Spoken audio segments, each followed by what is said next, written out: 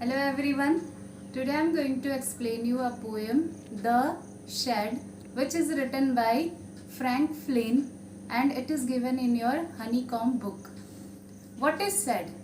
So shed is a place where we keep animals, vehicles or some grains or tools or it is like a storehouse. Shed वो होता है जहाँ पे हम animals रखते हैं या व्हीकल्स रखते हैं या फिर फूड ग्रेन्स रखते हैं या फिर टूल रखते हैं, तो उसे शेड बोला जाता है.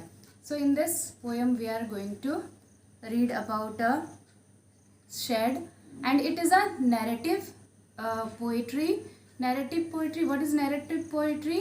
Means elements, all elements of stories are there in the poem. ये पोएम को पढ़ने से एक स्टोरी की तरह लगेगा, इसीलिए इसको बोला जाता है narrative poetry. So let's see the poem. There's a shed at the bottom of our garden. Bottom means here meaning of bottom is very far away from the house at one corner of the garden.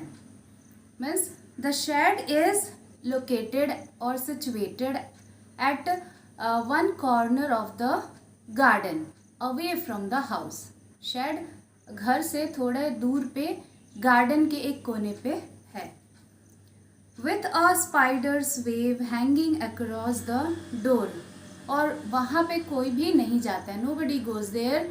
इसीलिए बहुत दिनों से कोई नहीं गया है वहाँ पे, इसीलिए उसके डोर पे स्पाइडर्स अपना वेब बना लिए हैं.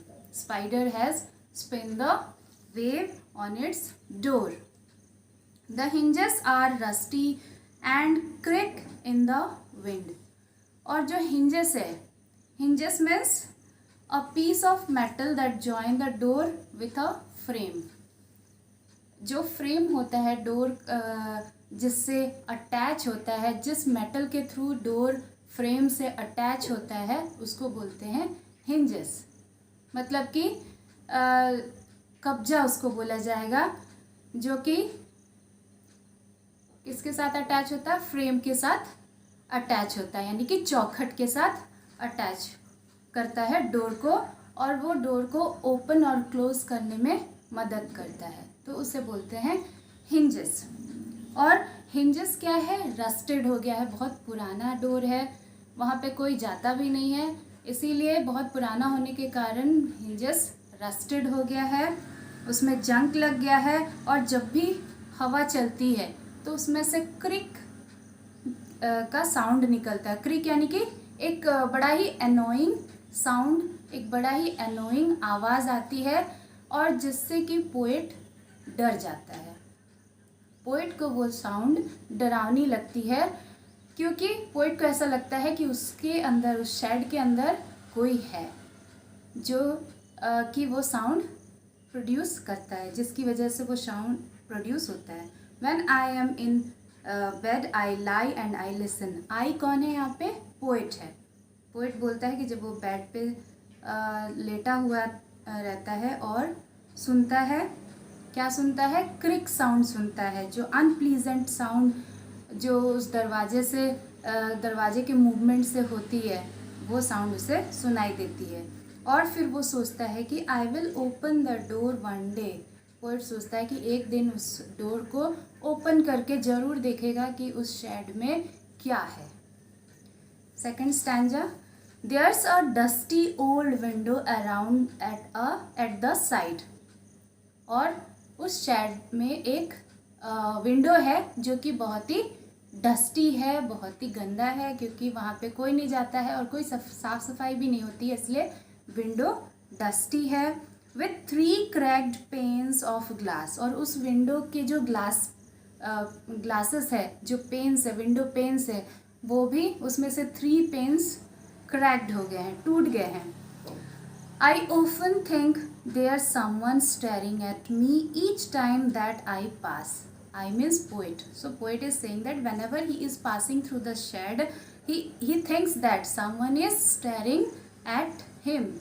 Staring means looking at him. उनको ऐसा लगता है कि उस शेड के अंदर कोई है और वो उनको जब भी वो वहाँ से गुजरते हैं तो वो उनको देखता है। I will pip through that window one day. Pip means झांक के देखना, जैसे कोई होल हो तो वहाँ से झांक के देखना। तो यहाँ पे क्या है, जो क्रैक्ड पेन्स है, विंडो ग्लासेस जो क्रैक्ड है, तो वहाँ से पोइट बोलते हैं कि वो एक दिन वहाँ से झांक के देखेंगे कि उस शेड के अंदर क्या है।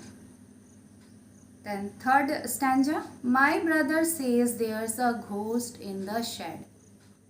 अब पोइट बोल रहे हैं कि उनका एक भाई है जो ये बोलता है कि वहाँ पे उस शेड के अंदर एक घोस्ट, एक भूत है।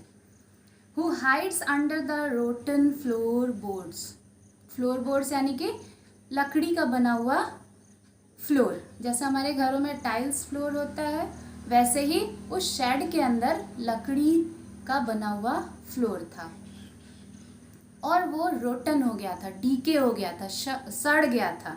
वो फ्लोर सड़ा हुआ था क्योंकि बहुत पुराना है शेड, इसीलिए फ्लोर भी पुराना है और लकड़ियाँ, उस फ्लोर की लकड़ियाँ सड़ी हुई हैं।